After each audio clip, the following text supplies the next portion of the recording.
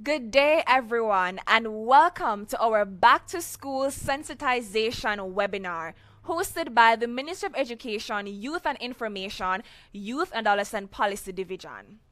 Why is this webinar so important? Before I even tell you that, let me first apologize for the late start. I promise you that the information that we'll have here and the engagement that we'll have here will definitely make up for that. Why is this session so important? Because of COVID-19 and how it has resulted in global changes in the educational sector. Now, we have seen where we have moved from traditional face-to-face engagement in the classroom to blended modality as well as online learning. And it is why it is so important for us to have a wealth of information given by the ministry as well as different stakeholders here today, as well as from our students who are joined on different Instagram, Facebook, Twitter platforms who will engage us and tell us what they want to see for the start of the new school year, as well as the different issues that they have and the solutions that they're able to propose as well. Now, this session is hosted by the ministry, as I mentioned before, and it is in charge of the formulation as well as implementation of different policies and programs that are important to ensure that our students and young people across the length and breadth of Jamaica will ensure that they have quality services and can achieve their best selves. And today we'll be focusing on health and well-being, coping mechanisms for our students, provision for students. We're talking about textbooks, tablets, as well as laptops, of course, because it's online learning, blended modality.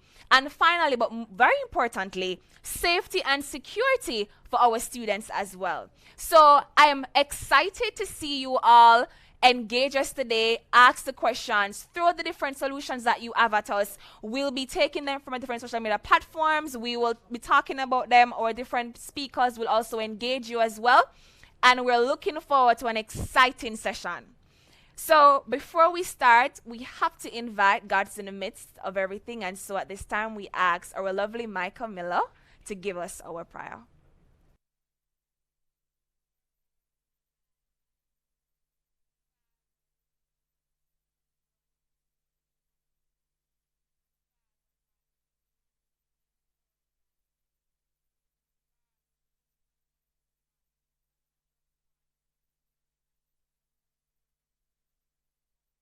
Ask you to comfort us, God, in this time.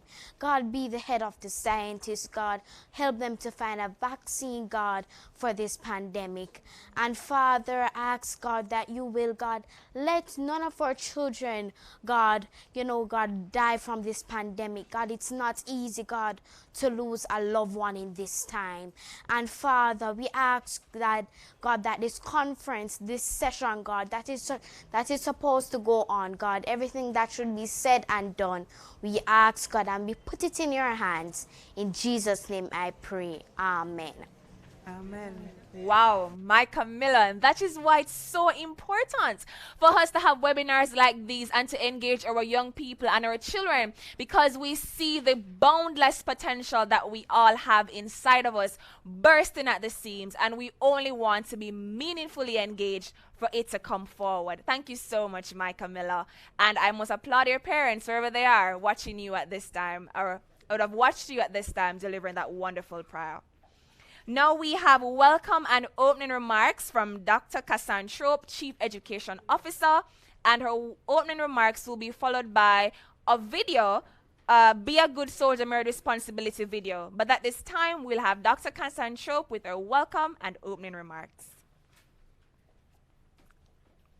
Okay, so once again, just to remind you what we'll be having for you today in terms of session, we will be having health and well-being, coping mechanisms, how our students can cope during this, I would say, unprecedented times, followed by provision for students, as well as safety and security. Dr. Cassandra Trope is now here, so we'll hear from her. Okay. Good afternoon, everyone. Good afternoon to our boys and girls out there in our virtual space. I'm so pleased to be here with you this afternoon. It's a joy to be working for you, and I know you are fearful. I know you are concerned. I know you want to know what to do at this point in time. There are so many things changing so rapidly. And so this afternoon has been set to just talk with you, to rap with you, to provide you with some strategies to cope with this difficult time. Everything that we do in the Ministry of Education, it is for you, our boys and girls. We believe in your intelligences. We believe in your differences.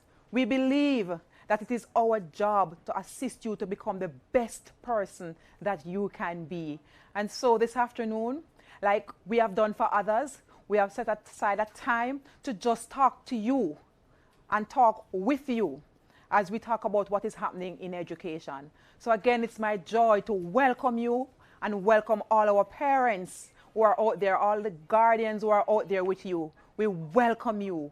We have some special persons with us, and you have heard them already, some power young people with us who have been on the microphone and giving you some updates. And of course, we have Christina Williams, a former Guild president with us from the University of the West Indies. We welcome you, and we have felt your passion and your power already, and I know it's reaching our young people out there. We are really happy to have you. You heard from our baby who prayed earlier, Micah Miller. Special welcome to Micah, and I felt touched by our prayer this afternoon, and I felt the fear that she's also feeling, and it is normal, and that is why we are here with you all to make sure that we can go through this together. Special welcome as well, we have Rihanna Robinson, who will be bringing greetings. She's our public relations officer from the NSSC. We will have Mr. Everton Rattray, who is the president from JUTS. He will also be here with us. So what we have tried to do is to bring the young people in, the youth in, because of course a child shall lead them. Very, very important to what we are doing. Later on this afternoon, we will have Mr. Richard Trope, our Director of Safety and Security in Schools. He will be here as well to provide you with some updates as to what we are doing to keep you safe in your school environment. We have coming later down the line, special welcome to Miss Casey Carr. You know her. She has been with you. She has been with your parents, empowering you, calming you, producing videos to make sure that you know how we can support each other. Our parents can support you from our National Parenting Support Commission. Very key to our programs here at the Ministry of Education. The NPSC is an agency of the ministry set up to empower and support our parents. So she will be here with you this afternoon to just reassure you. She does very well at it. Welcome, Miss Casey Carr. And of course, we're going to have our Senior Director in the Youth Division, Mrs. Hyacinth Blair. Special welcome to you and the team. I know you are the magic behind all of this, and I just want to say thank you for the hard work that you continue to do, and special welcome to you and the team. Ladies and gentlemen, it has been a very, very difficult time for all of us, not just in Jamaica, globally. We have all been pushed to the limit without knowing what to do, how to do. But it is said that if you want to go fast, go alone. But if you want to go far, go together.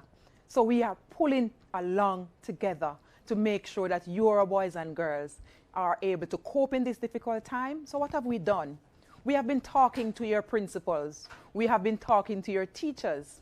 We have been looking at our physical facilities in our schools. We have been working with the Ministry of Health. And we know that there are some things that must be done to make sure that you are safe when you come into the environment. So your principals have worked to design how schools will operate.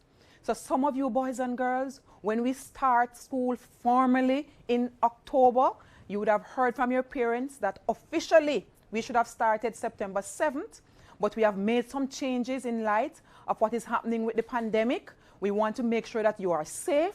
So what we have done is to delay the start of the school year. And I know some of you really want to go back. You miss your friends. And we understand that, but safety comes first. So we have delayed the school year until October 5th officially, where you will hopefully formally be able to go back into your schools face to face.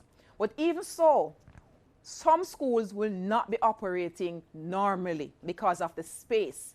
So majority of our schools, more so our primary schools, will have all of the students back, hopefully, once we can resume all things being normal. And you will see your teachers and you will see additional teachers. You will not have your big classrooms that you're accustomed to with all your friends. Because of the physical distancing, we have to keep you apart to keep you safe. So you're close to each other in your heart, but physically we have to put you apart. So you can still speak to each other from a distance, but we have to keep you safe, right? So that will happen in your classroom. So you may see just 15 of you in that classroom space when you go back in September, and you may just be working with that small set of students when you go back because we have to keep you safe. In October, when we hopefully resume, you will see not the same approach that you would have taken for your lunch arrangements. Yes, we have to also change that so we can keep the distance and keep you safe. So you will see some markers in your school, and you will see some videos soon where you will be told where to stand, where to stop, where to go, and all of those directions and instructions are going to be in your school with some physical signs, and you will have the adults trying to explain to you how to move about, how to sanitize your hands. Your principals have been installing dispensers to make sure that you can sanitize your hands. They have also installed wash stations, so you'll see more of those around your school to make sure that you constantly keep washing your hands. And boys and girls, what is most important is that you must wear your mask. I know it's not easy, it's very difficult, but you have to do so to keep you safe. Our babies, those persons 0 to 2 years old, those persons will not be required to wear the mask, but we will have to social distance them, so they will keep their 6 feet apart. So that's very, very important. Some of your parents, for my babies, you will not be allowed to enter the campus as per usual. The principals will tell you where to drop the children off, and the parents will have to pick them up at a certain location. So you're not going to be free to be interacting with the school community as you are accustomed to. So those are some of the changes, boys and girls, that you will be exposed to. Now, how are we going to utilize the month of September? I know you want to do something. So yes, the Ministry of Education will be rolling out a series of psychosocial sessions. That big word, it's just really a session with somebody that has the skill set to help you to deal with the anxiety and the fear that you're feeling right now. What is happening? Why we can't go to school? I want to go to school. Somebody will have you express those kind of thoughts and help you to talk about ways you can cope instead of being fearful. Or else can you treat with that fear? How can you utilize your time when you feel nervous? How you can breathe? How you can correct each other and help each other to practice the physical distancing, and also how to wash your hands and all of that. So we will have trained persons that will be coming into your virtual spaces. Yes, some persons will be engaged on the virtual space in empowerment and psychosocial counseling sessions, while in extreme cases, right, based on what you're feeling, our social workers, our guidance counselors, our health and family life educators will make themselves available, observing, of course, the physical distancing. If they have to see you based on what is happening, we will make ourselves available. For those primary schools that you may say to us, but we don't have a guidance counselor, the Ministry of Education is working with your principals to make sure that guidance counselors and social workers are available. Some of your principals, boys and girls, will have you go through orientation sessions in the month of September. So yes, they will tell you the date and time that you're asked to log on. And if it is that we can't get the materials to you online, your principals will work out other opportunities where things will be delivered to you, where some drop boxes will be created, where your parents will be given a schedule to come and pick up some of these things so you can engage. Of course, you have heard about the tablets in school, right? And you're wondering, when can I get my tablet? Yes, so we're providing tablets for those students who are on PATH. And we have heard the cry of a number of our parents to say, I may not be on PATH, my children may not be beneficiaries, but I still need some help. We are working on that too. So we will be discussing with our principals to see how we can assist some of those persons. Some of those persons right now who may not be on PATH, but you are needy and you need help, so you are not disadvantaged in any way once your school will move along with some virtual engagement. So we are talking to our principals now, and we're looking to see how best we can get some resources out to assist those parents and those children who will need help. Boys and girls, you will soon get a video. We're going to put a video production out for you that will train you and orientate you as to how you use your tablets, how you are to protect your tablets.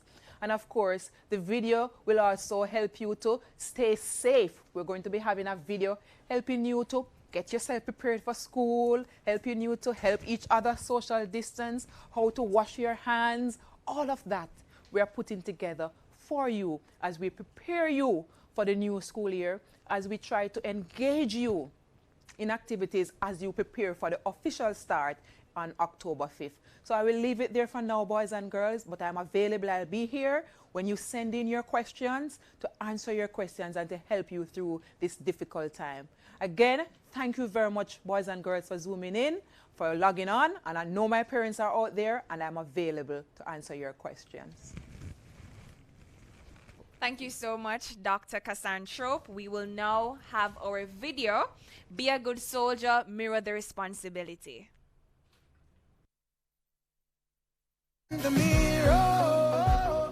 Hi, I'm Alethea Richardson, a student of St. Andrew High School for Girls. All of a sudden, it's like my education is not formal. To maintain and get better, we'll have to accept the new normal. It's like early university, so choose responsibility. Remember your goals, focus on destiny. Be a good soldier, mirror the responsibility. You have the ability. An initiative of the Ministry of Education, Youth and Information and Rondell Positive Movement International. Be a good soldier, mirror the responsibility. Now, what were some takeaways from Dr. Trope's presentation? Psychosocial sessions. As someone who acted in the capacity of guild president, I know firsthand the importance of ensuring that our students are not just supported with tablets or laptops, etc., but are also given the opportunities to talk out those feelings and to be meaningfully engaged and to ensure that they're not anxious or depressed in any ways. And if they are, that there are measures in place to deal with that in an effective way. So I big up the ministry in that regard. They're also talking about assisting parents, both those on path and those outside of path, with helping their students get a device. And not just a device, but also will be trained in how to effectively utilize those devices, and also about safety measures as they return to school, hopefully in a face-to-face format. And finally, she also talked about, well, just overall engagement throughout the semester that will come. And I look forward to the other presentations that we'll have. And at this time, we'll have Rihanna Robinson from the National Secondary Students Council, who will bring greetings on the organization's behalf. Rihanna? Good afternoon, ladies and gentlemen. On behalf of the National Secondary Students Council, I would like to thank the Ministry of Education, Youth and Information for extending an invitation for us to share at the hosting of the Back to School Student Sensitization Session for primary, secondary, and tertiary students. The National Secondary Students Council is a student-led umbrella organization that governs all secondary students' councils across the island, representing over 300,000 students. COVID-19 has indeed shifted the modality for the delivery of lessons and interactions between our peers and the members of our school administration. This change has challenged our ability to adapt and adjust to this new normal. Considering the new changes, we note the concerns regarding modalities to be utilized for the new school term. Despite the concerns, we are pleased that the Ministry of Education, Youth and Information has been working assiduously to provide a framework to facilitate integration of online learning and, when possible, the reintegration of the students in the classroom come October. It is against this background that we welcome the partnership to support this back-to-school students sensitization session, as one of the core objectives is to enable students to navigate the new norm with ease. We appreciate that a forum such as this is equally geared towards including the students' voice, whilst further addressing their needs accordingly. The NSSC is pleased that we are recognized as a part of the solution to the myriad of the issues to be tackled rather than mere objects of intervention. After consulting with our peers, we have noted and hope to highlight the concerns linked to the protocols to be observed for the full reopening of school. The interventions to be executed to tackle students who are experiencing severe mental health challenges, which Dr. Trope would have touched on earlier. Bridging the digital divide, especially among students who reside within rural areas, specifically relating to internet access.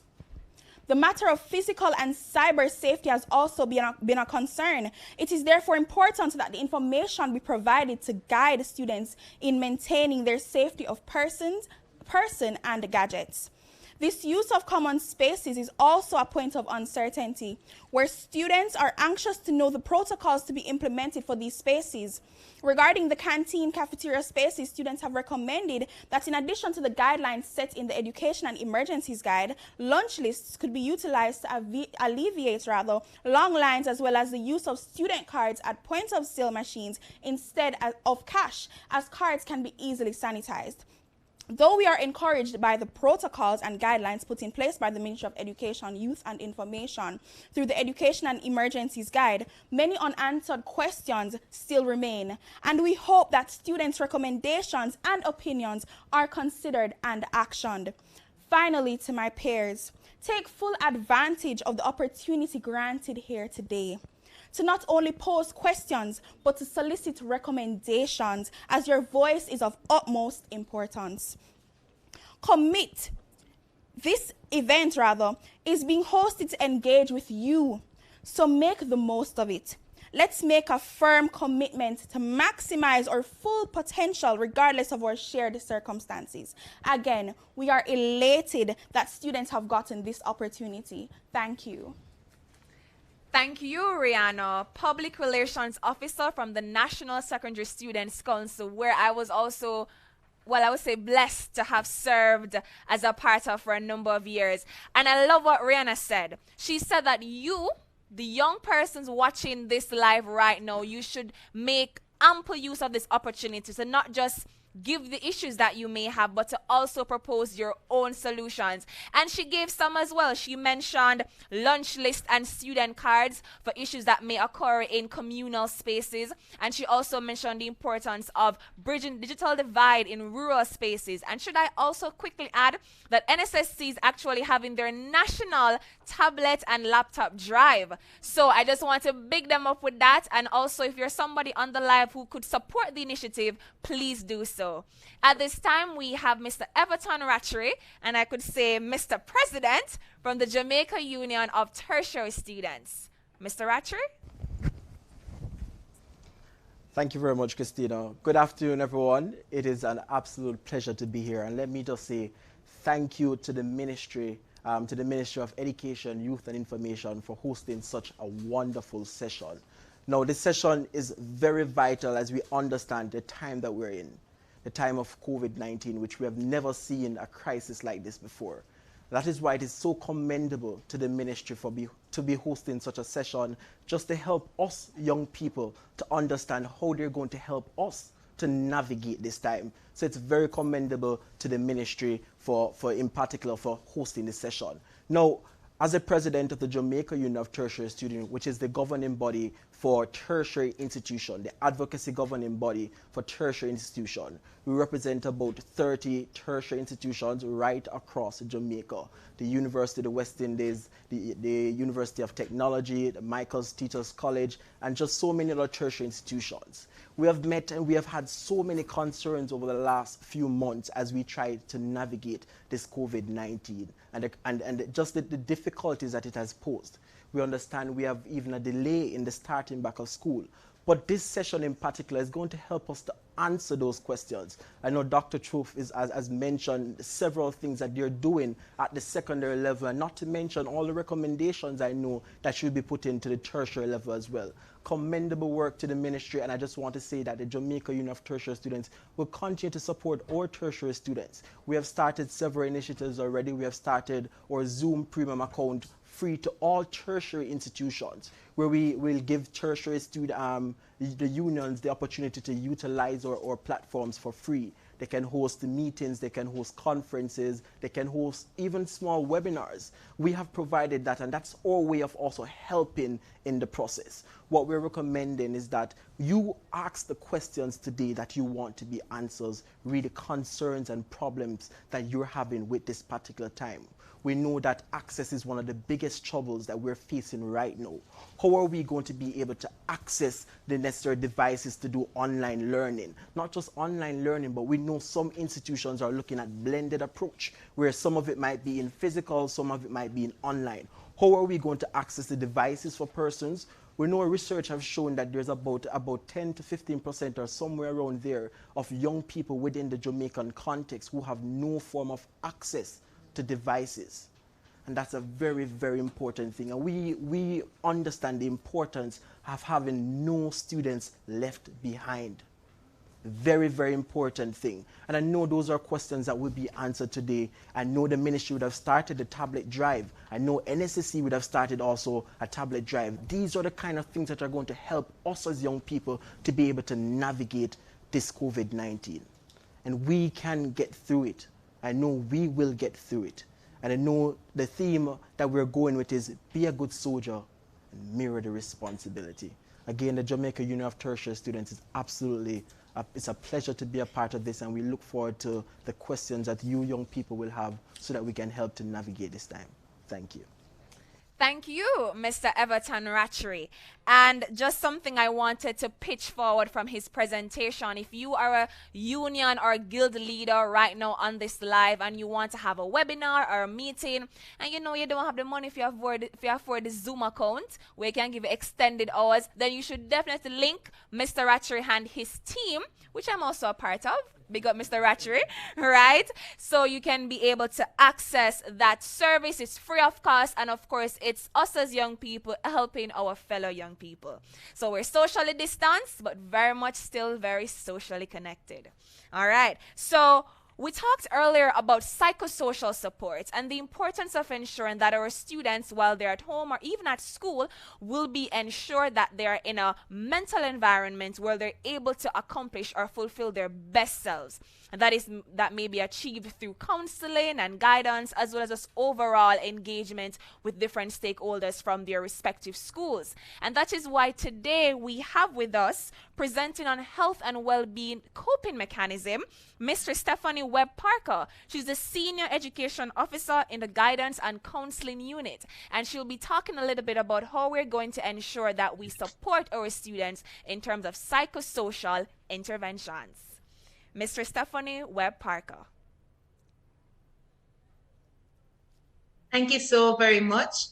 It is my pleasure to be here, and I'm happy that I get the opportunity to share with our students on this very, very important topic. I do hope that my screen is visible to everyone.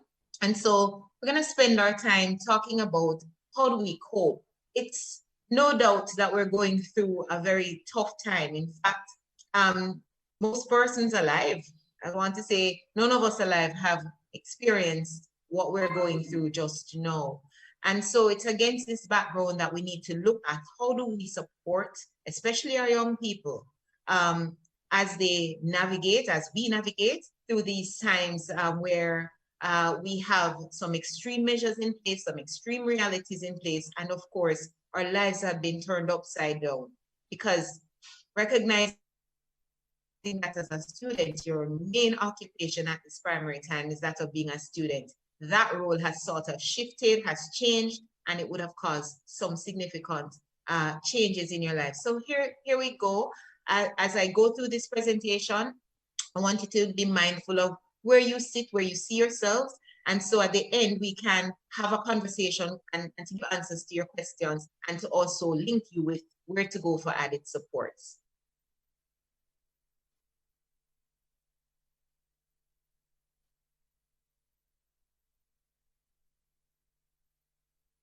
So at this point in time, we are going through a pandemic. The world is in a crisis. COVID-19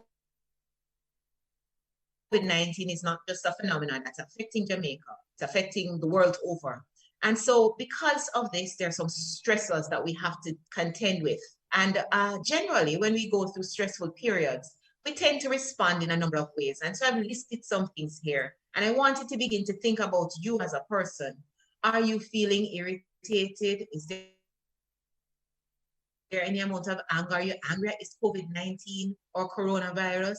Or are you in denial? It's not for real, you know, there's no big deal. It's nothing is out there to harm us. They're just trying to fool us. These are reactions that you might have to a stressful event. And no doubt, some of these reactions are linked to how we treat and respond to COVID-19. Generally, too, there's a feeling of uncertainty. We're nervous and we're anxious. And I know many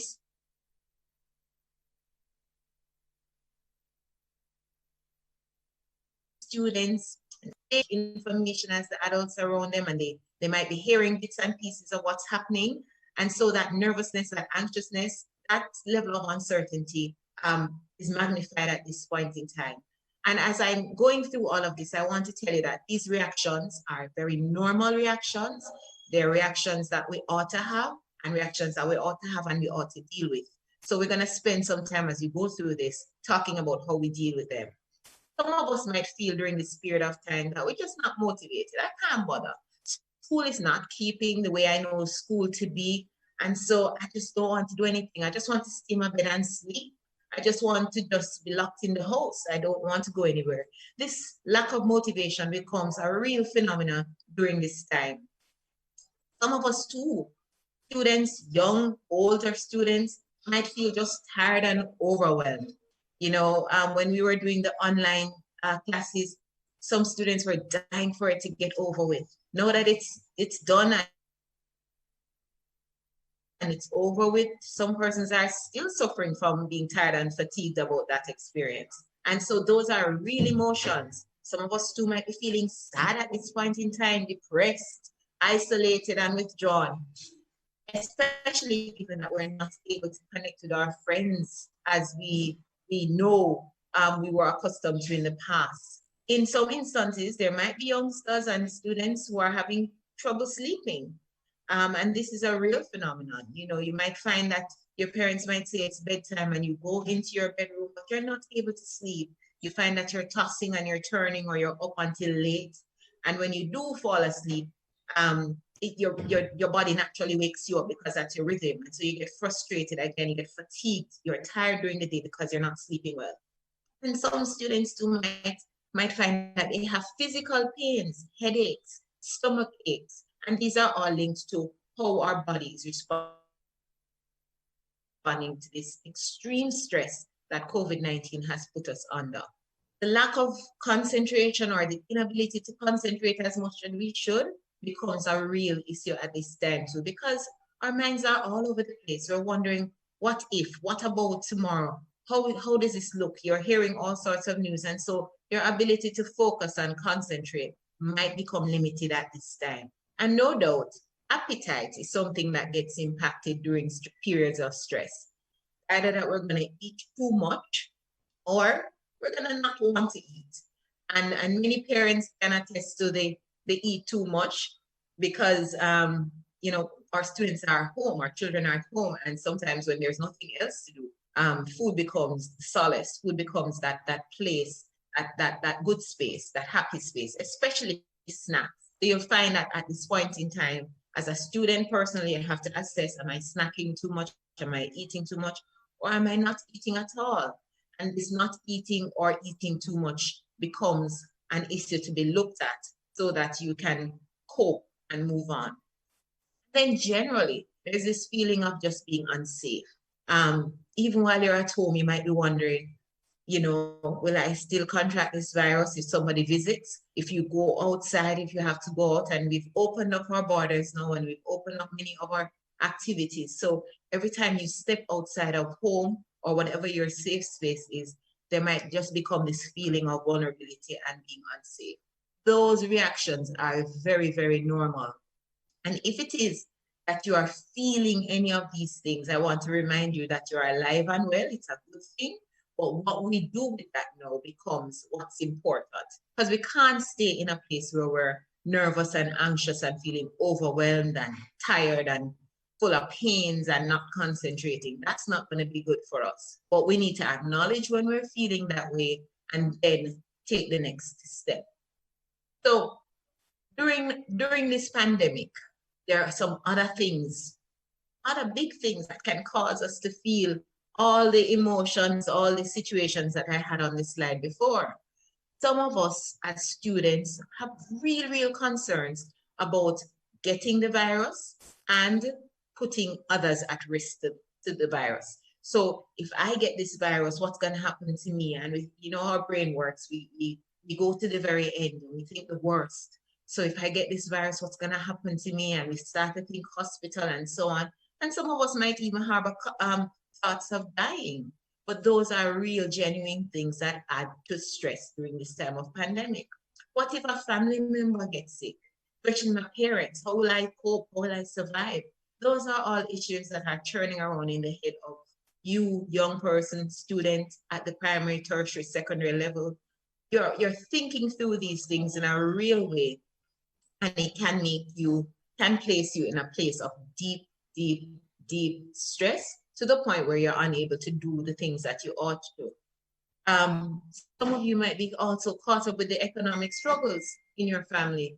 Some families are going through a really tough time at this point in time. And especially our older children, you might be exposed to the fact that your household is now one paycheck less. Some of you who are older students might be exposed to the fact that your parents have not been getting the salary that they're accustomed to because of the setbacks that we've had as a nation. So the economic struggles are struggles now that you as a child become exposed to and you begin to carry. And because you're a child, sometimes you're not able to talk about those things with the adults around you, and that adds to your plate of stress. And then generally too, I find that the adherence to the safety protocols, which is a must, can place additional stress on us. Let's face it, sometimes we forget to wash our hands, but we still touch our faces. So that adherence to the safety protocol becomes so stressful. You're always mindful of washing your hands. You're always mindful of not touching your faces. And while we have to follow through on those things, it can bring on a level of stress and anxiety if we forget or if we fail to do it as we should. And then, of course, we know that staying at home can and has become a very stressful activity for many of our students. For the most part, home is a place of comfort and contentment. But we know that for some students, home is not such a happy place. Some of us have unstable and unhappy homes. So this notion of being at home, and as a student, most of you have been home since March 13th, and you're still at home. Many of you would have lost all of your social activities, didn't have a summer experience as you're accustomed to. And so staying at home can be very stressful if you don't have activities and you don't have the support there to help you during this time. Most students here who participated in the learning process when we implemented the online platforms and the ended learning, we call it, had some challenges with access to tools. So some of us had to use a smartphone that belonged to our parents, or a phone that wasn't working so well, or a small screen. Some of us had no tools at all. And then we had to learn how to navigate platforms, the various platforms, Google Classrooms and Zoom and so on. And those things brought on a bit of stress. But knowing how resilient you are as a young person, as a student, many of you have overcome. And some of you are looking forward to continuation on using these tools and technologies, because by now you've become a pro, and that's a good thing. The schedule that you have in place or don't have in place can also pose a stress. And then, of course, the general concern about what's going to happen in the future. That question keeps popping up. And right now we're hearing school has been pushed back to October 5th. And some persons might be asking, is it really October 5th? Will we really go back to school? All of those uncertainty about the future brings question. And I want to say to you that those are natural, normal questions, but do not get preoccupied with these stressors, because if we get stuck there, we're not going to be able to cross over to the point of getting here. So how then do you cope? All of those stressors aside, all of those stresses are in your life, and they're going to be in your life almost every day. So then how do you cope? I really want every single student to understand that those feelings are real. Those feelings are natural feelings. Even the adults among us are feeling them. And in order for us to do something, we have to just acknowledge that we're feeling them. So the first place in terms of coping is by being able to identify, how am I feeling? Am I feeling anxious? Am I feeling overwhelmed? Am I feeling sad? Am I feeling nervous? Am I feeling worried? Am I feeling fearful? Whatever the feelings are, I want you to begin to acknowledge them, and I want you to be able to talk about them. Who are you going to talk to about them? You're going to talk about them to that trusted adult in your household or in your space.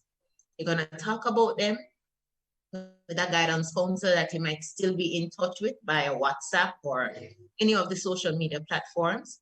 You're going to talk about them with a pastor or a family friend, somebody who you know and somebody who you trust. You also want to be talking about them too with your friends, so that you realize that you're not alone. You realize that this is okay, this is normal. So I'm feeling anxious, and yesterday when I spoke to Michelle, she was also feeling anxious. But guess what? We were able to talk to our parents, and they worked out with us, assisting what to do when we feel anxious. So the first place to start is by saying, this is how I'm feeling, acknowledging the feeling, and then finding someone that we trust, we know and trust, that we can talk to about them. Every single student thrives on a routine. That's what school presented for you. Whether you recognized it or not, school created a routine, a rhythm for you that went like this: from 7:30 for those schools that started early until 2:30 you were engaged. You know what you were doing every hour on the hour, every day. Having been thrust into this COVID-19 period, that routine got destroyed. And so I'm saying, if we're going to get back to coping, if we're going to get back to doing better, if we're going to get back to overcoming this, we have to create a schedule and to keep a routine. So students, boys and girls, though you're at home, you need to create a routine for yourself. It might not be as rigid as your timetable when you were at school, but that routine, that schedule should include all of your activities from wake up time until bedtime. So what do I do when I get up? And it should include your chores, your household chores, which are your responsibilities. It should include some amount of time for your schoolwork. It should include some amount of time for recreation and rest. And it should include some amount of time for focusing on your talents and skills and engagement with the people who you live with. And so that routine is something that I would encourage you to begin to create if you already don't have one. Don't have to be fancy. I suggest it's something that you write down though, so that you remember it. Write it down, post it somewhere, so that the other people in your space can remind you, hey, it's 1 o'clock. You know that 1 o'clock is your free time, so we can go outside and play now. Or hey, it is 10:30. You should be watching an educational program, or you should be engaged in some learning activity. So that schedule will help if it's written down, if it's posted, if it's shared, so other persons can keep you on task. Another very important way to cope during this time is to take breaks. Yes, it's a stressful time. There are lots going on about COVID-19 and everything that is happening. So as a young person, as a student, a little boy, a little girl, you need to recognize that during the course of the day, you're going to take breaks. And breaks mean time away from the studies. It can't be all about studying. And for the parents who are on this network too, and streaming in via the various platforms, I want us to recognize that children need break. And the break time can be time to just sit on your tablet and do fun stuff. Your break time could be outside time. Your break time could be a time for nap. Your break time could just be a time to sit quietly and do absolutely nothing. But children, students need a break during the course of the day. Time away from the heavy chores, responsibilities that they have. It's just time for them. Self-care, boys and girls, and our young people on this platform is going to be important. You have to practice self-care. What do I mean by self-care in this time? Yes, we're talking about paying attention to your personal hygiene, which is a given. So you still want to get up every day, take your shower, make sure you're properly groomed and dressed for the day. But because we're operating in this very unusual times, because we're operating in this space with COVID-19, self-care now looks a little different. We've added some layers to that. And self-care now means that you're going to have to ensure that you're always washing your hands, you're keeping your hands clean at all times. And if you're not in a position to wash your hands all the time, that you have sanitizer. And we ask that the sanitizer has an alcohol content of 60% or more, because the goal is to kill the germs and bacteria that will be on your hands at any point in time. Self-care too at this time is also going to look like this, wearing your mask. Once you are in public, once you step out, you're going to put your mask on and you're going to wear it properly. You're going to cover your nose and mouth and tuck the strings of the mask in the right area and ensure that you speak through your mask once you're engaging with other persons. The wearing of the mask also is compounded with keeping that physical distance. And that physical distance, as is recommended now, says 6 feet apart, and in some instances, at least 3 feet away. But that's a part of your self-care routine now. It becomes very important, students, if you're going to leave your home, that now, along with what you're wearing, you need to have a little extra bottle or container of sanitizer, hand sanitizer. You have your mask, and then you are ready to go. So those things now become part of your whole self-care routine and your package. How else can you cope in this time? These are tough times. And every boy and girl, every human being need to recognize that one of the ways to help us to cope is just by being grateful. Sitting back and thinking about all the things that you have in your life, all the things that you have in your family, all the things that you have in your space, your community, that you can be thankful for. And that bit of time that you spend just being thankful changes that moment that you operate in and gives you a new perspective, allows you to move in the right direction.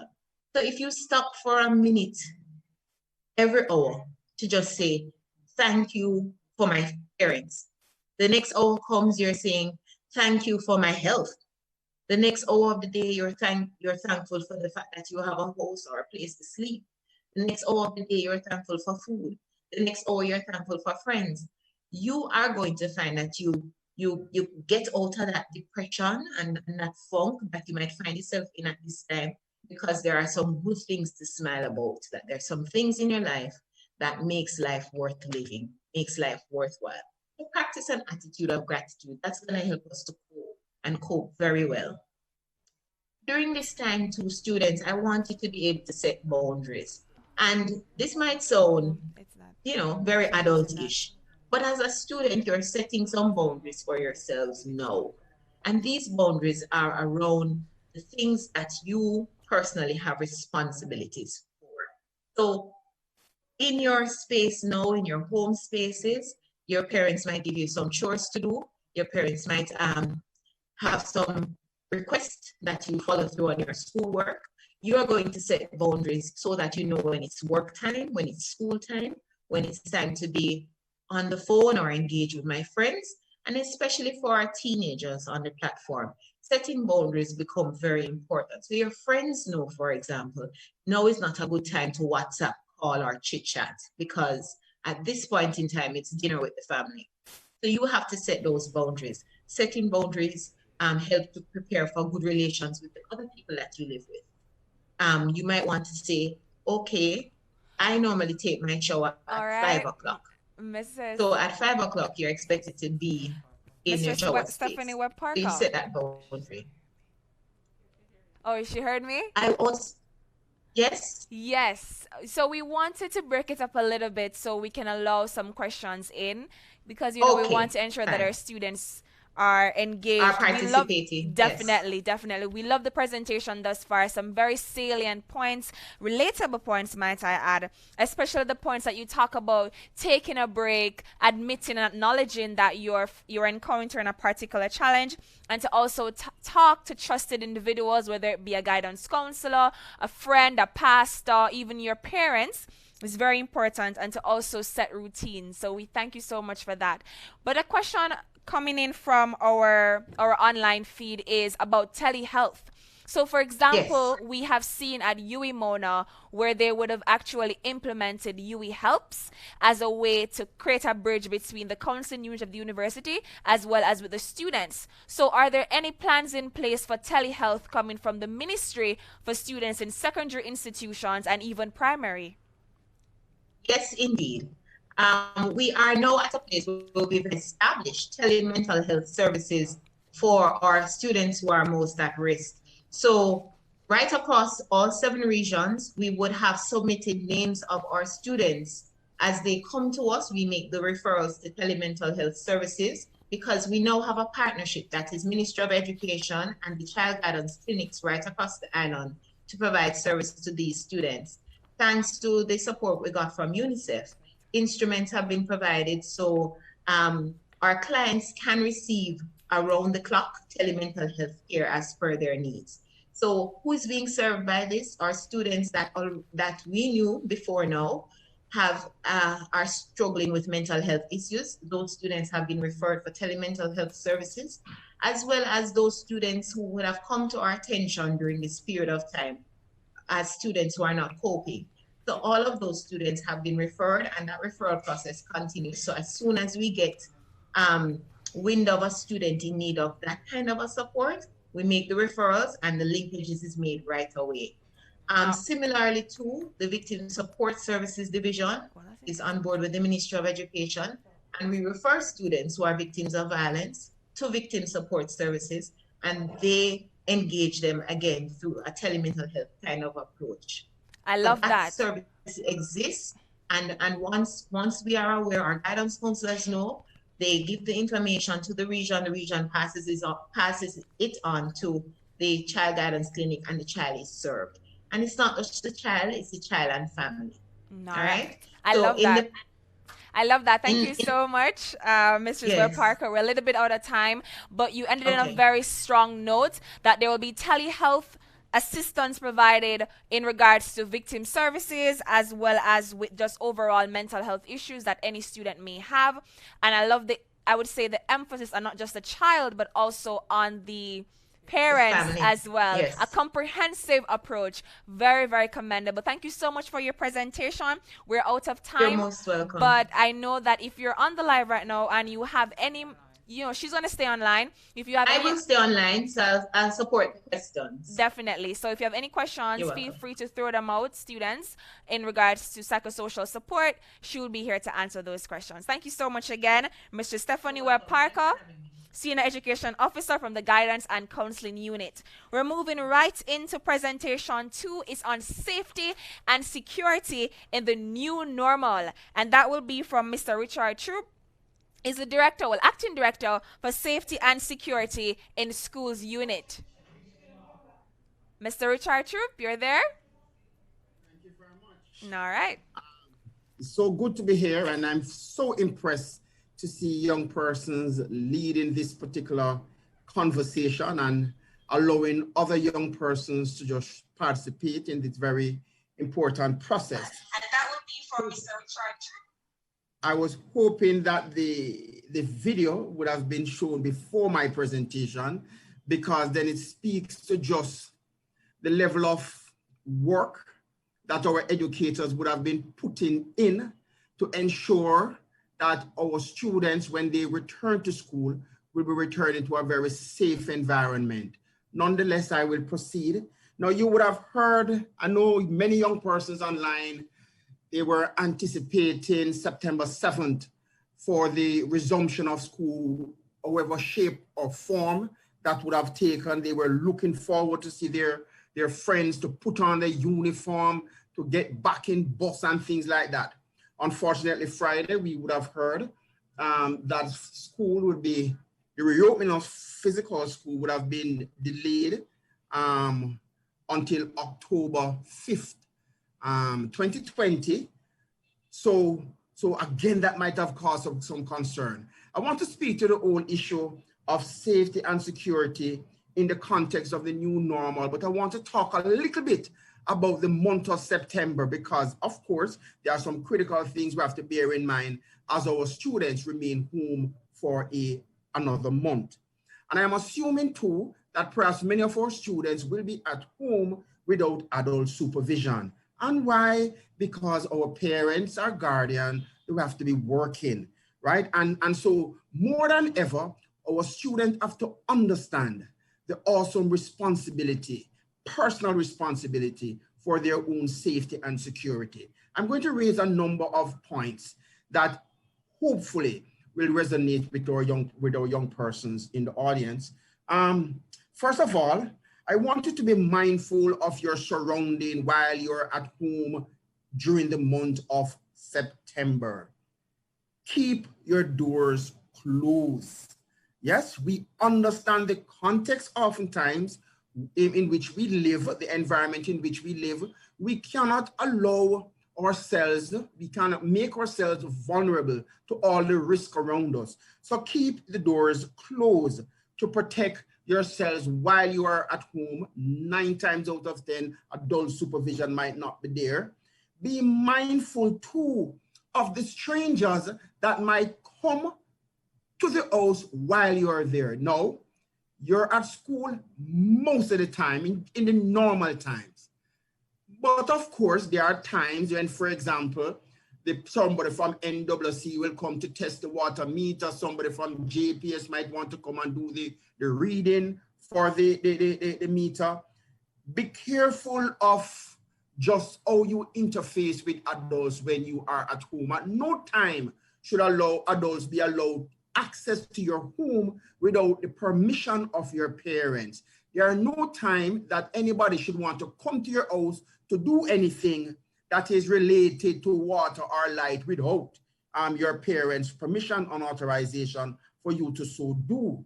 Also, can I tell you, music is something that is fascinating to us as Jamaican, especially young persons. I have a son and a daughter. They listen to music all the time, all different kind of music.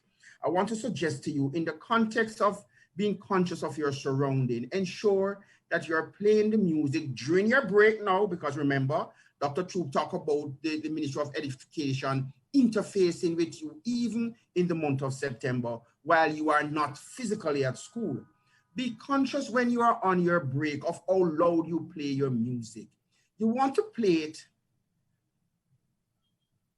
with enough volume for you to be hearing what else is going on around you.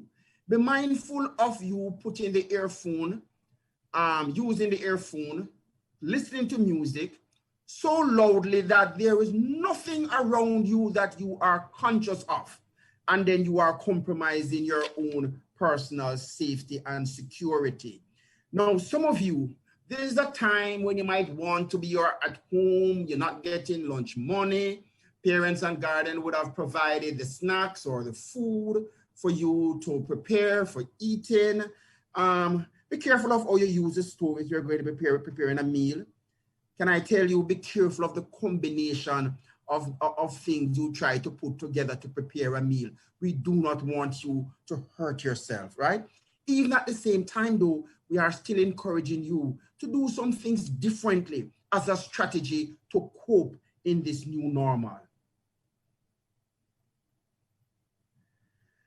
Sometimes too, what is helpful to get you grounded, whenever we have the virtual sessions that Dr. Trope mentioned, and I also heard Mrs. Stephanie Webb Parker articulating the same point. Try to function as if it is normal time. So for example, if you would normally have to go to take a shower, to put on a uniform, to get to class when physical school begins, can I suggest that at this time, when the ministry might be interfacing with you virtually, that you might sleep a little later since you don't have to wait on the bus, but certainly you get up, you take a shower, you put on your uniform, yes man, put on your uniform, and don't put on the brand new one that was supposed to you come out with on September morning. You can put on the one that you still have with you in this current academic year, if it still can fit, of course. For many persons it might not, but get into that routine so that emotionally you feel connected, and you feel it's one way of coping with the new normal. Now, there's 2 webinars. I hope you understand that. This is the first of 2. In the second one, we'll be spending a lot of time to talk about how you interface on social media. But between now and then, can I just suggest a few things with regards to the use of social media that can compromise your own safety and security?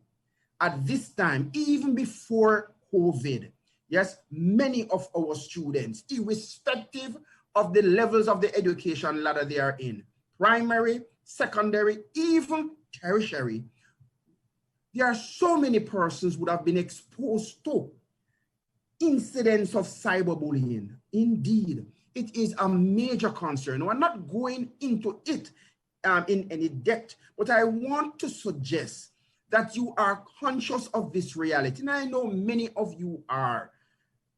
Make sure that if you are a perpetuator of the act, that you cease from doing so. You are creating significant psychological and emotional harm to our children and to your peers. No more than ever, we need peer support, not the kind of actions or behavior that is going to make us even feel more threatened or vulnerable at this time. So if you are a perpetrator of cyberbullying, stop, and stop right now. If you are a victim, please do not hesitate to muster the courage to just share this with your parent, guardian, your teacher who might be online, your guidance counselor who might be online, your dean of discipline who might be online. Share it with somebody that you trust that will help you to navigate this very difficult journey. If you are a bystander, and there is no innocence in being a bystander, if you are aware that students are bullying each other, then make sure you muster the courage and again report it to somebody who you are confident will take action. So we soon come to know, what do you do in preparing for school whenever school reopens, that is the physical school, in however form or shape it might happen. Can I suggest that while you are at home in the month of September in particular, you can start now, colleagues, youngsters, if you have not started already. Start to understand what are those important COVID-19 protocols that we all have to observe. Yes, you have heard me right. We all have to observe. Teachers, educators, principals, ANSIL staff, we would have been doing so much work during the summer break to prepare for school. The Ministry of Health and Wellness would have engaged in some serious training sessions, over 13 virtual sessions, over 13,000 educators impacted at every level of the system. It would have been to waste if we do not now mobilize our students to assume responsibility for the personal safety and security in the context of the COVID-19 protocols. So what are some of these? They were mentioned earlier by Dr. Trope, by Mrs. Webb Parker. The wearing of the facial mask, the face mask, is critical, my friends. And you have to wear it the way it is supposed to be worn. Can't be under your nose, cannot be under your chin, cannot be on top of your forehead. It is not goggles where you put on top of your head. It is supposed to be worn, just covering mouth and nose. And to protect self and protect others around you. Practice physical distance. I'm saying that, because I don't want October 5th, the morning of October 5th. That is when you start to do all of this. It is the challenges. How do we now start to practice this while we are at home so that it becomes natural and normal for us to so do when we are out there in the space called school. Remember now, wash our hands and wash it regular. Sanitize is important. Make sure you are so doing. Keep away from social gathering with friends, even with family members. Let me say it again. Keep away from the social gathering with friends, even with family members. So I understand the importance of study group, for example. Yeah, but look, we do have to be studying physically. The opportunity now is for us to use the same social platform in a constructive way to facilitate studying together as a group. I say social gathering even with family because, mind you, one of the critical things that is triggering the spread of the COVID-19 pandemic across many, many communities is the fact that sometimes persons come from overseas. They're supposed to be in self-quarantine for 14 days. It is going to take that level of discipline of them to so do. But guess what? Them leave the house and then come and check on friends and family and loved ones. If they love you and really love you, then they should not be compromising themselves and their loved ones like that. So if you know that them just land, they have landed in a time that is not suggesting that the 14 days self-quarantine would have been observed, then as a family, we need to say, no, man, we cannot accommodate that because we are compromising our own health and wellness. Yes. Okay, so you might choose. Mr. Trope. Mr. Trope? Yes, ma'am. Yes. Yeah. I think that's a very, very strong and relatable note on which to end. Not just the social distance from your friends, but even from your family members and from abroad, for persons who would put you at risk in terms of continuing the semester in a healthy and safe way. Thank you so much, Mr. Richard Troop. And let me tell you something. The entire room right here has been laughing. We have been enjoying. And I hope all the students online as well have been enjoying your presentation. Very relatable point. Mr. Troop, please do not leave because we have a number of questions coming in and we'd love for you to be on standby to answer those. But at this time, we're going to mix things up a bit to have a video presentation at this time. Yeah, it's the buzz teachers. You know we have to wear a mask. COVID time. Yo. Keep it clean. Keep a distance. Remember to wash your hands. Sanitize. Be wise and save a life. Well, I dare you to take precaution and adhere to the COVID plan. And I dare you to check your temperature, sanitize or wash your hands. And I dare you to keep a distance. 6 feet is standard, you know. Well, I dare you to keep your mask on. Thanks for the effort you show. And I dare you to be the student with the will to make it right. And I dare you to show compassion to the cause of standing in line. Well, I dare you to think of COVID and the stress and pain you feel. Take a look at your own life, my friends, and practice safety, please. Please stay safe.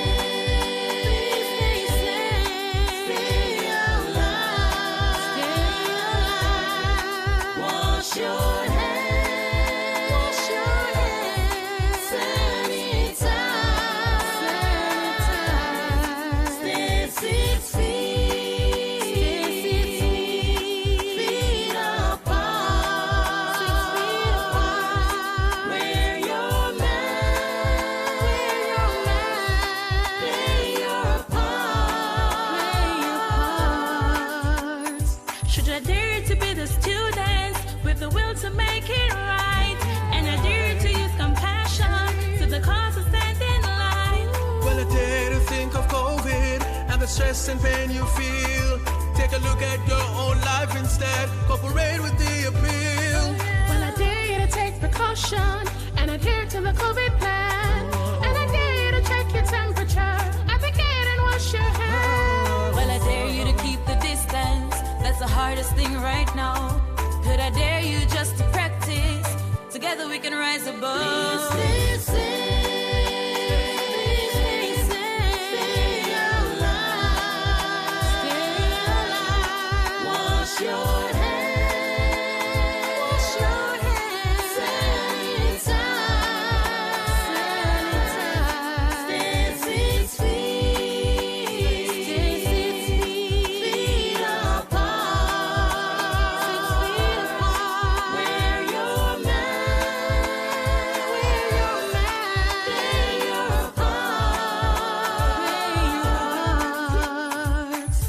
Have to enforce protocol to everyone to stick to the COVID plan. A school time to give a helping hand and cooperate and listen to the message, man. I dare you to take it personal, just make a change for once with a kind response. We still have to keep with distance outlined by the Ministry of Health and Education. Yo, yo, yo, listen up everybody, this COVID thing is real. You can't do it alone. So you have to start thinking about how your brother feel. Everybody come on board. Please nobody try shake me and or hook me up. Just don't come near. Even though we're 6 feet apart, you're in my heart. Please stay safe. Stay alive. Wash your hands.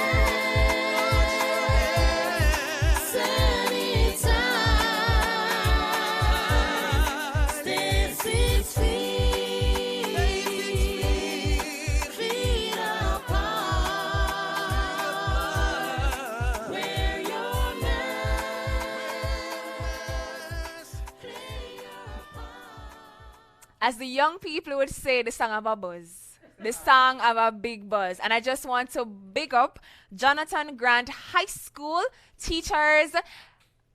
Big up on yourself. Really did a great job. I don't know if you can hear the clapping behind me, but that is the entire room erupting with applause for your very, very good presentation. And I think the students on the live really enjoyed it. So thank you so much again, Jonathan Grant High School teacher family.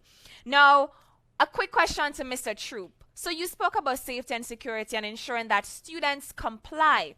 Is there a sanction system that will be implemented to ensure this compliance? You know, this is one time, thank you for sort of an excellent question. This is one time, colleague, the focus is really on sensitizing our students, empowering our students to take responsibility. It is not so much about sanction. I think for us, the Ministry of Education, Youth and Information, it's more about providing the information. It is more about providing the monitoring, the support, the guidance. It is more about modeling the expected behavior. And it is more about celebrating and incentivizing those particular actions taken by our students that is reflecting the COVID-19 protocol. So we will hate to think that there will be a need for sanction. Now, if it is that with all our efforts, persons are not complying with, for example, if they say that they to allow for the temperature to be checked at the gate, or they are not going to be wearing a mask to school, then you know, according to the Ministry of Health protocol, such students will not be allowed to gain dialogue with the parent or guardians of these students for them to understand the breaches that would have occurred and what decisions we might have to take if they refuse to comply with such standards and expectations. All right, thank you so much. Very comprehensive answer, Mr. Richard Trope, which is the Acting Director of Safety and Security in Schools Unit for the Ministry of Education, Youth and Information. And I loved how he spoke about parents and guardians and having them be a part of the conversation, because we're moving right into that session about how can we support our parents during COVID. And this will be discussed by Ms. Kesia Kerr, Chief Executive Officer for the National Parenting Support Commission. Ms. Kerr? Thank you so very much, Christina. I relish every opportunity to speak directly to parents, and especially at this time, I'm sure parents want to know what it is that they need to be doing, especially as information continues to be updated. Do you want, you're asking me to shift seats? Oh, to look in the camera. All right. Thank you so much. You know, one of the things we continue to say, and by the way, the National Parenting Support Commission, as you would have heard earlier, is an agency of the Ministry of Education, Youth and Information, and we really have a mandate to ensure there's full participation of parents in schools. And we do this through myriad supports that we coordinate for parents. It is often said that in order for you to protect somebody else, you have to make sure you were first protected. And so the support that you need to offer your children at this time, though being paramount, will not happen if you first are not ensuring that you remain safe. So one of the first things I would want to say to parents as we talk about support for your children during this very unusual time is to ensure that you too are following all the safety guidelines. Your children must see you, it doesn't matter what age they are, they must see you observing the protocols. They must see you showing great respect for wearing the mask, being physically distanced, and washing your hands. And of course, if soap and water are not available, then you use the hand sanitizers. You must also practice good nutrition.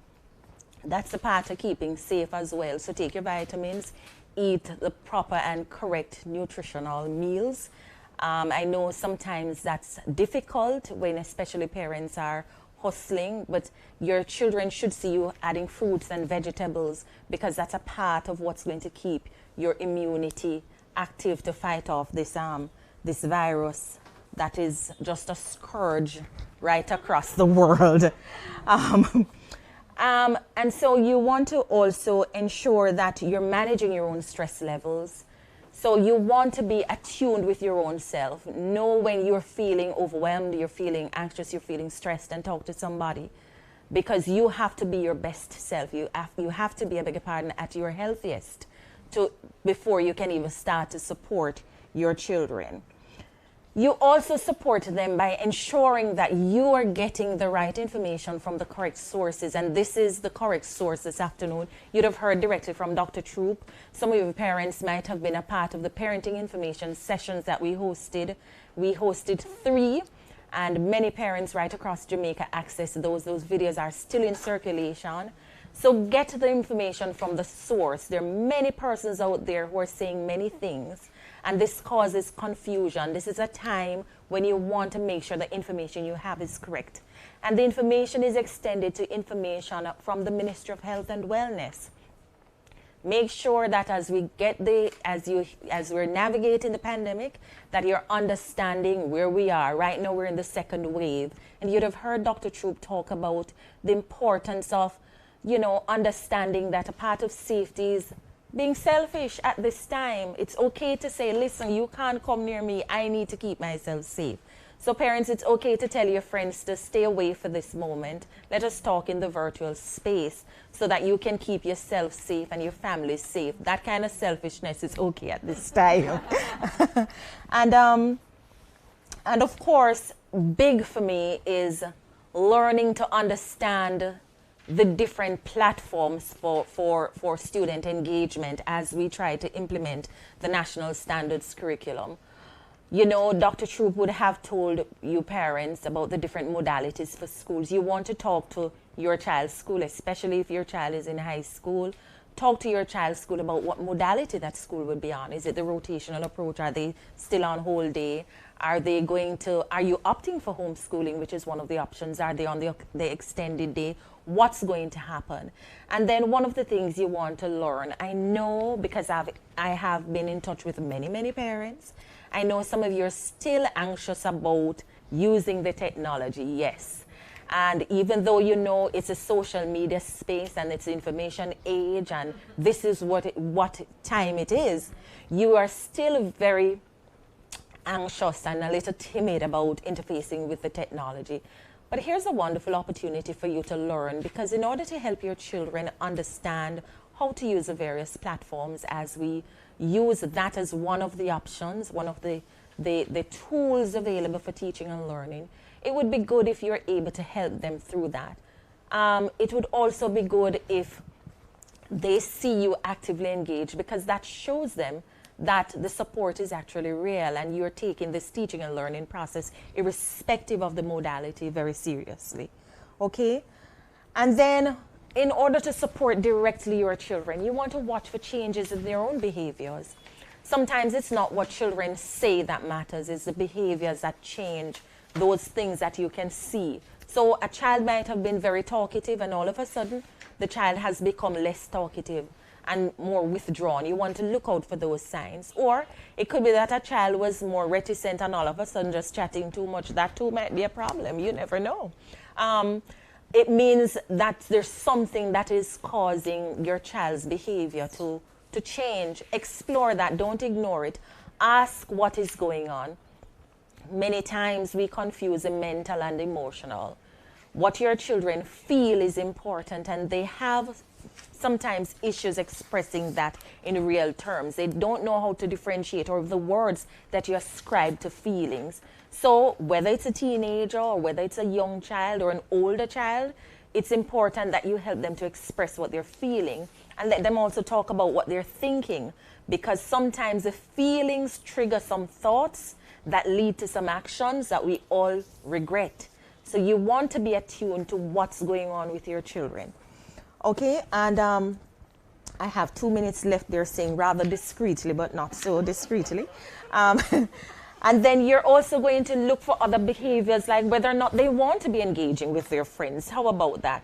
If your child was a social butterfly, but they just don't want to engage with their friends now, then you have to look for those signs. And of course, as we talk about keeping your children safe and supporting them, talk to them about abuse, and a part of that is having a plan of action for safety, especially when you have to leave your child at home. I don't care what age it is.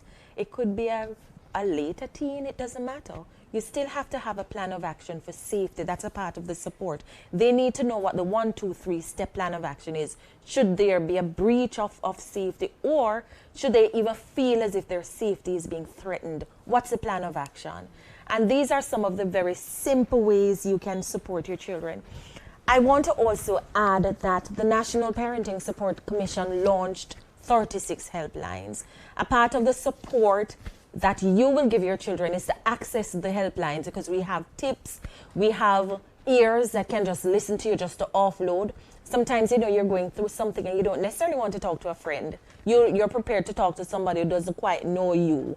That's okay. You'll even divulge a little more. So then, the 36 helplines are there for you. The numbers have been published. They're on the GIS website, and I'm sure GIS will put them back up if they took them down. And they're on the Ministry of Education's website. Please call the helplines. That's a part of the support. Thank you so much. Oh my God. You put on my mask. Okay. You see, we're practicing what we preach. So you see, I'm waiting on her to put on back her mask to take off mine. All right, thank you so much, Miss. Okay, thank you. It's the technology that we're talking about, Okay, so we thank Miss Casey Akere for her presentation, and she mentioned a very important point about the 36 helplines, that are available for parents to be able to access any information, tips continuously as they try to support you I said you, I was going to say us, remember I'm not a parent, to support you at this time. And students as well are able to access the helpline and to also get information that may be able to help themselves as well as their parents. So now we're getting into the meat of the matter, which is a question and answer section, completely, fully questions. And we're looking forward to those questions that you may have online. We also have some that we have collected from earlier, and we're going to be fielding them to 3 of our speakers at this time. So we start off with the first question, which I think is something that a lot of students are concerned about. How will extracurricular and sporting activities be executed amidst the pandemic? That's probably Dr. Trope, as in Cassandra's question. All right. Oh my God. Okay.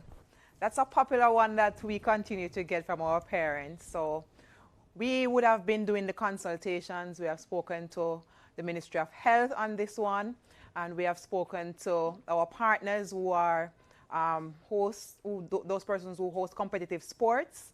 And so we have come up with a protocol to guide physical education and competitive sports in our schools. So there's a written guideline document that is available to all our schools. What the Ministry of Health has said to us, boys and girls, is that we must keep you active.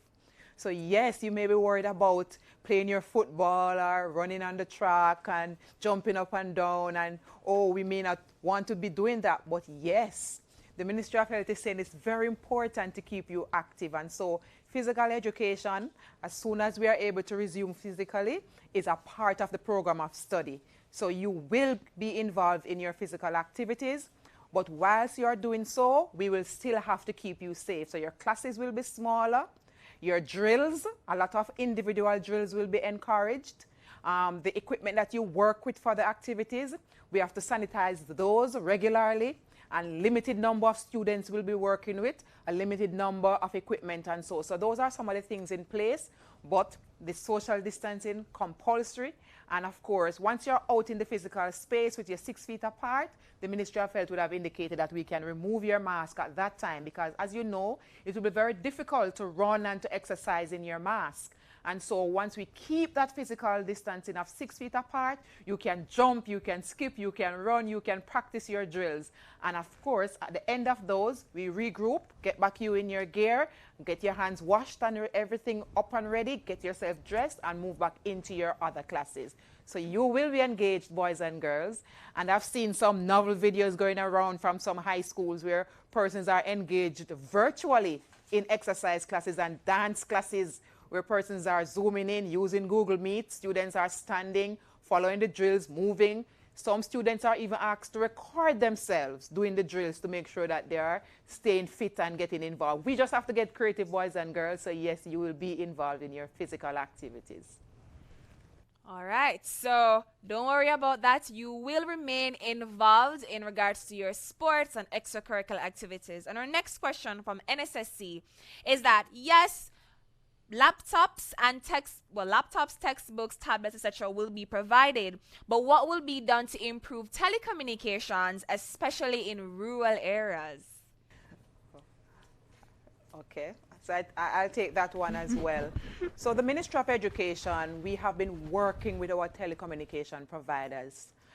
When we shifted into remote learning experience in March, coming down to the end of the academic year, many of our parents would have been told of the education data plan that our Cable and Wireless, our Flow, and Digicel would have put in place.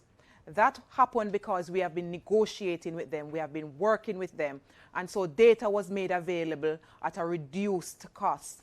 In addition to that, many of our sites that you will be using in your virtual space, your Zoom, your Google Suite, your learning management system that will be rolled out in October, all of those platforms that you're accustomed to, so those who are using the Moodle platforms and Schoology, our telecommunication providers have made those platforms zero rated. So it therefore means that once you're on a reduced plan, and remember, we got a plan from one of our telecommunication providers for $500 for 14 days, and that would have provided mobile data. And if you double that to $1,000, that will make it 28 days of mobile data available. And once you have that $500 plan available, you get to be on your learning management system without any disruption. So that is something that came out of the negotiation with the Ministry of Education. We will continue to have those plans in place. We have gotten the assurance from our telecommunication providers that those plans will be in place. We have over 100 learning sites that have been zero rated, so you should be able to access. And we are currently in negotiations to see how else our communication providers can support our schools as it relates to supplying internet to our schools, building out the broadband facilities, and giving us a better rate. That kind of discussion is taking place now. So when you're ready for September, you'll be getting further support. And of course, our government has been working together with the providers to expand the fiber optic facilities.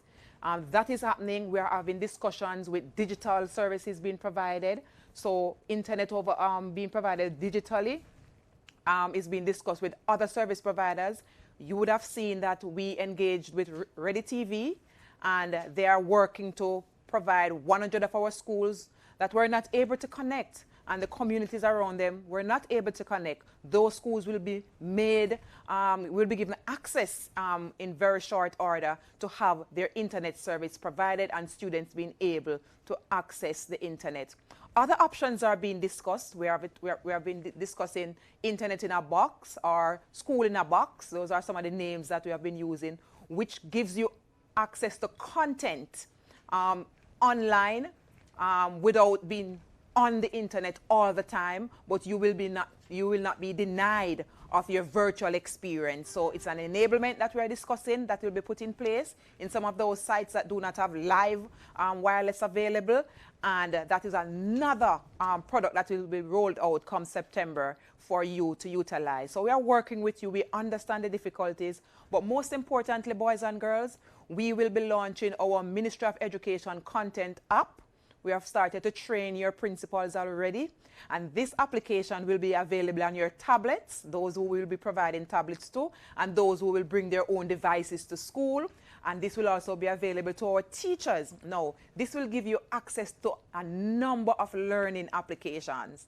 And what is the beauty of this? The Ministry of Education even moved to make sure that you can access these learning apps without the internet.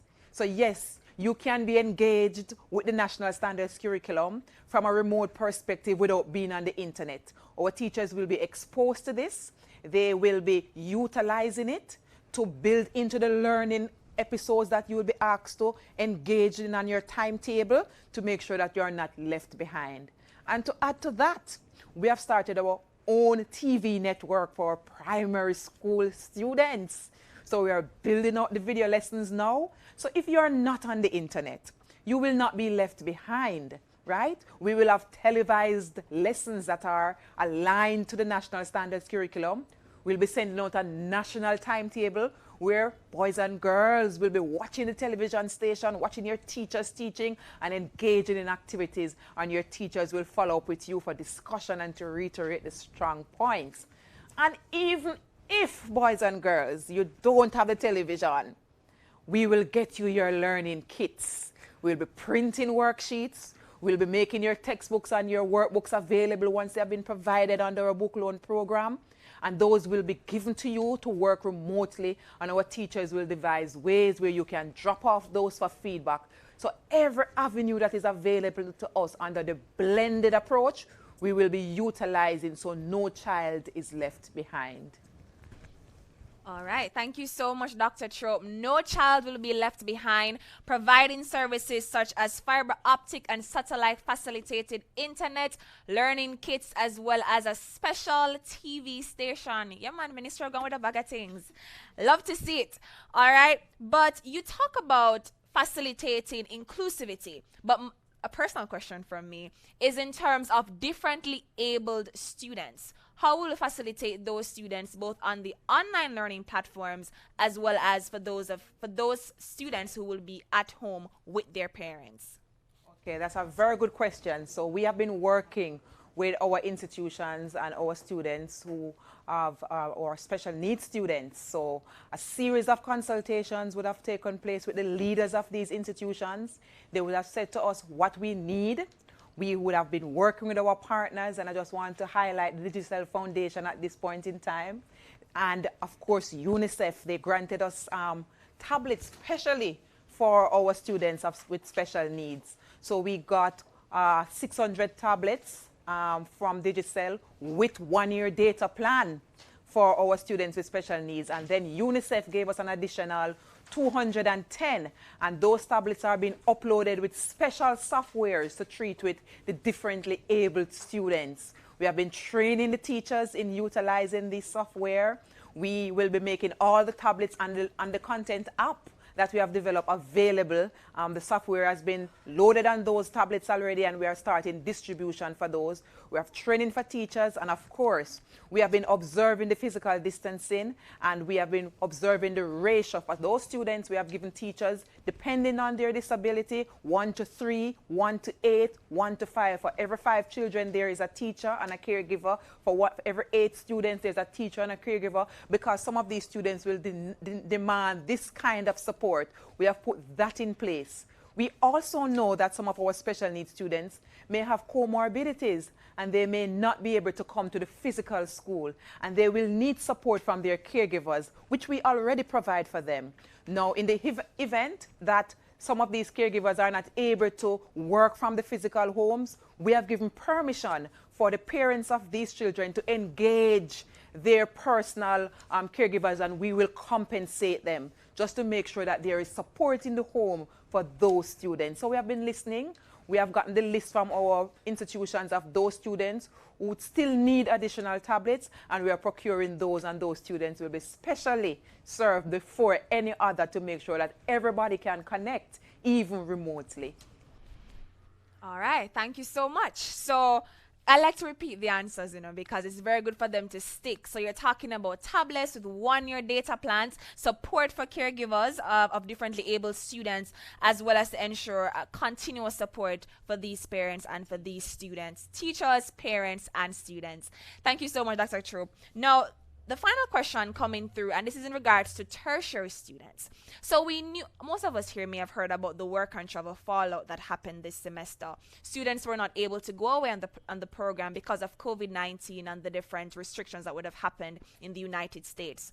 So the Jamaican Union of Tertiary Students, they're asking this question: what other initiatives will be, we know about the SLB, we're seeing what is going to happen with SLB in terms of additional concessions, but what are we doing through, for example, the PATH program as an example, to support our tertiary students? Mind you, they will not be starting school in October, they'll be starting school on September 7th, so that's like what, a week away from now, or a week and a half from now. So what are we doing to support those students as they also start school again in unprecedented times? Okay, for our tertiary students, we have been meeting with members of the union, our youth division, the leaders of our youth division. They have been engaging the leaders of these unions and associations and councils. And so we know that some of our PATH students are able to benefit from the tertiary grants that are available to the PATH families. And so once you're on PATH and you're transitioning into the tertiary institutions, you are to visit the Ministry of Labor and Social Security and update your records. There is a facility in place for tertiary students who are on PATH. There's a grant available to assist you to make your transition into tertiary institutions. But your parents and you would need to visit the Ministry of Labor and Social Security so you can access this benefit. And of course, there are other social and welfare activities within the universities. So you need to visit with your guidance counselors and social workers who are assigned to these universities and tertiary institutions. They have systems in place to ascertain help for you, and there are scholarships in place that you can also access. The Ministry of Education would have advertised some already, and many of our students have applied, and we are going through the interview process so we can finally select and communicate to you.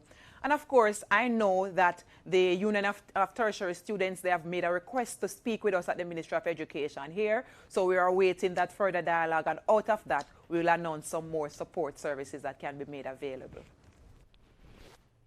Okay, so I hope my tertiary students on the live would have listened to that. There are provisions made available for you through the PATH program currently. I know for a fact that there's actually a $100,000 bursar that you're able to get per year. My apologies. That you're able to get, if I think it's about 2.5 GPA that you need to have. At least at UWI, you need to have a 2.5 GPA. It may vary in other institutions. So that's something you could definitely check out. And I also look forward to the additional support that will be given to the students through the discussions that will be had with JUTS as well as with the ministry. Thank you so much, Dr. Trope. Now at this time, we'll have closing remarks or vote of thanks, whichever you will, from Mistress Hyacinth Blair, and she's the Senior Director here at the ministry. Ms. Hyacinth Blair. Thank you very much. It is with much pleasure that I bring forth the vote of thanks this evening.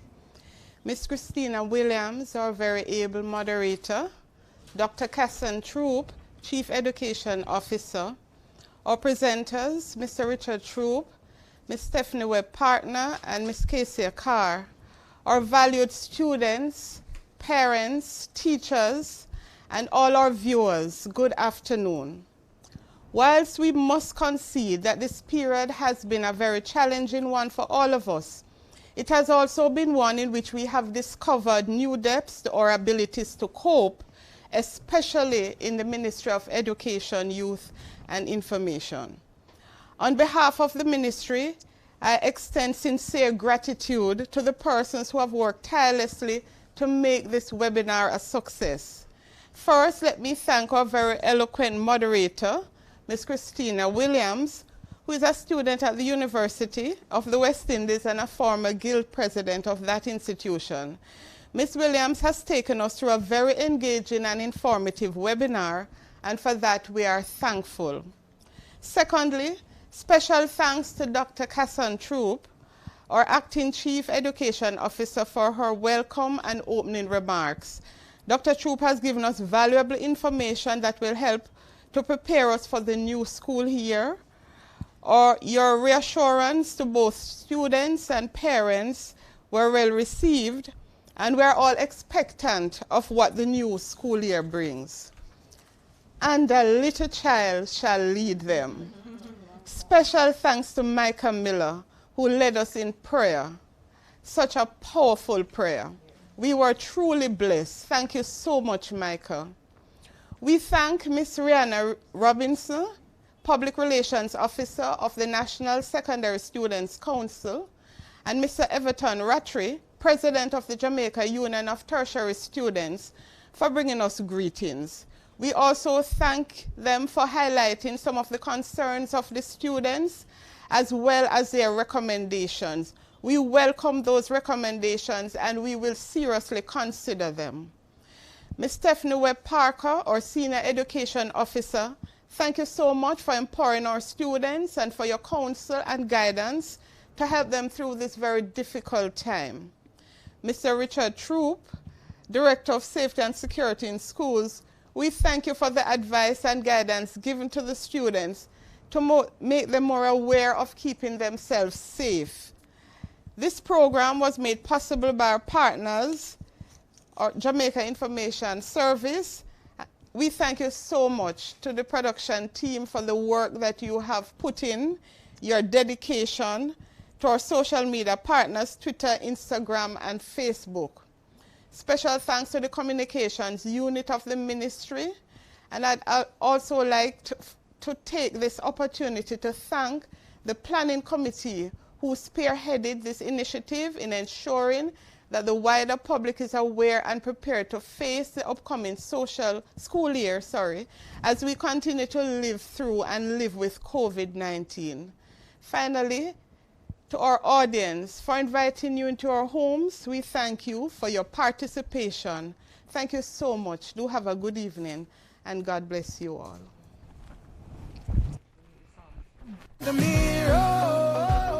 I am Nathan Walker, a student of Campion College. I'm your responsibility. I choose to be responsible for my education. I'm Jamaican, and I'm a solution. The answer's in the mirror. So be a good soldier. Mirror the responsibility. You have the ability. An initiative of the Ministry of Education, Youth and Information and Rondell Positive Movement International.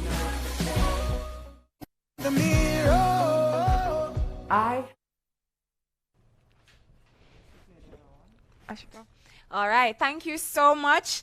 This was our Back to School Sensitization webinar. This is the first of others to come, and I really appreciate every single one of you who stayed till the end, who asked your questions, gave your solutions, and engaged us. Remember, for my fellow students, there can be no change for us without us. So keep engaging. Practice your social distancing protocols, wash your hands, sanitize, wear your mask, and I look forward to the exceptional things that you will do going forward as a student in our country.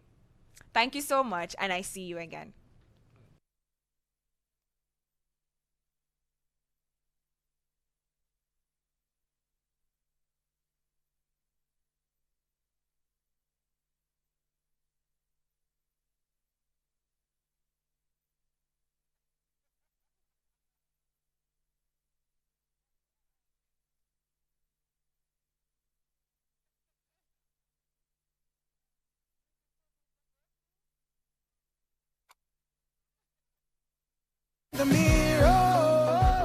I am Nathan Walker, a student of Campion College. I'm your responsibility. I choose to be responsible for my education. I'm Jamaican, and I'm a solution. The answer's in the mirror. So be a good soldier. Mirror the responsibility. You have the ability. an initiative of the Ministry of Education, Youth and Information and Rondell Positive Movement International. I am Nathan Walker, a student of